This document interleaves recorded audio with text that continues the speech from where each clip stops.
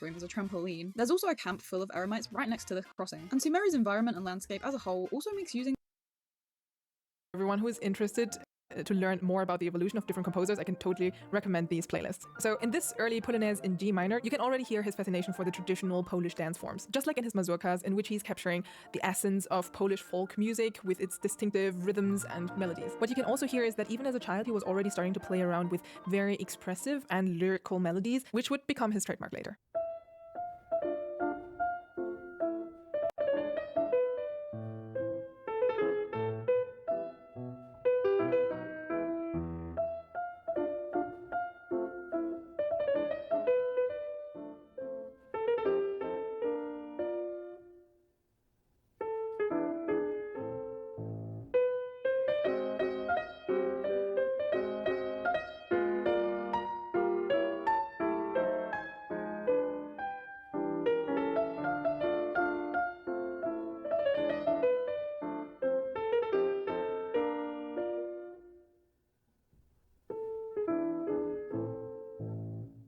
So Chopin's childhood and youth was marked with a very vibrant cultural environment in Warsaw, where he was exposed to both the high art of European music, but also the rich traditions of Polish folk. However, the political landscape was pretty unstable. Back then, Poland was under constant threat from its neighbors and struggling for independence. As Chopin grew older and older, he was celebrated as the rising star of Poland. And so when he was 20 years old, it was time for him to expand and share his art also outside of Poland. And this time he composed his first piano concerto, which, by the way, is not really his first piano concerto.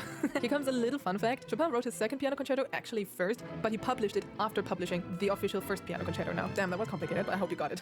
My absolute favorite recording of this piano concerto is the one by Arthur Rubinstein, live with the New York Philharmonics. By the way, I'm also going to link all the music that I'm playing here in the description box, so you can go and listen to it on Apple Music Classical. But also let me know in the comments which piano concerto you like more, the first or the second, and also which recordings you love.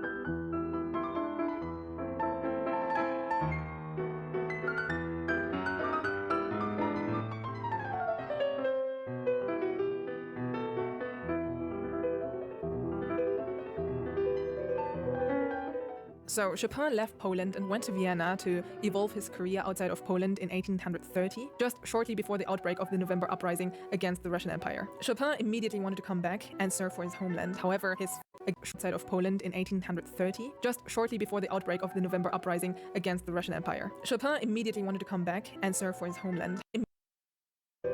And went to So Chopin left Poland and went to Vienna to evolve his career outside of Poland in 1830, just shortly before the outbreak of the November uprising against the Russian Empire. Chopin immediately wanted to come back and serve for his homeland. However, his family, his father, pretty much the whole country actually, asked him to stay away and to carry their culture and their pride in his music. So Chopin traveled from Vienna to Paris, and in his whole life, he would never come back to Poland again.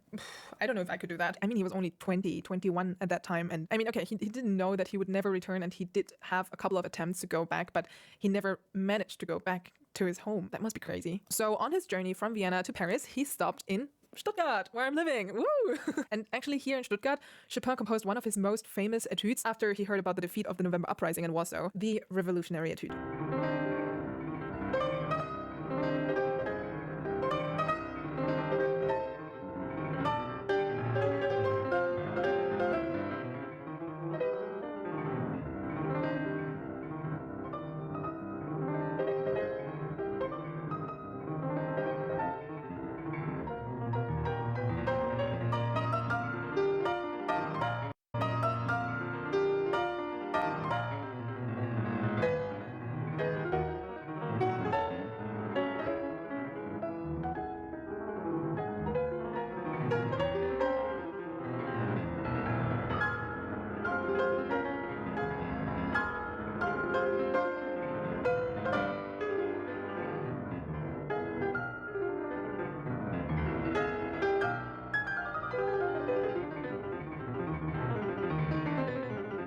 As you see, Chopin's etudes are not only extreme challenges in a technical way, but also they carry so much musical depth and emotion in them, which made them enter the Olymp of piano literature. Until now, Chopin's etudes count as some of the most difficult pieces ever written for piano. By the way, I'm like a huge fan of the Chopin etudes, and I have studied all of them and recorded them in my very first album, which you can also listen to on Apple Music Classical. I'll put a link in the description box. So Chopin spent the rest of his life in exile, carrying a deep sense of longing and nostalgia for his homeland. This separation from Poland profoundly influenced his music, infusing it with a blend of melancholy and patriotism that resonates through many of his works. After moving to Paris, Chopin started to blend his Polish roots more with international styles. I mean, it's obvious that you're going to change things if you're changing environment, but also I was wondering why he never continued to write songs, because when he was younger and while he was still in Poland, he was writing lots of vocal pieces as well. His Polish songs were nice, and in the beginning people liked them because it was a little bit exotic, but after a while he discovered that, nobody really understands Polish in the rest of the world, so the audience was not really into it so much, and basically he had to change his way of composing more to fit the international taste, let's say. So this was the time when he started to experiment more with different forms and styles.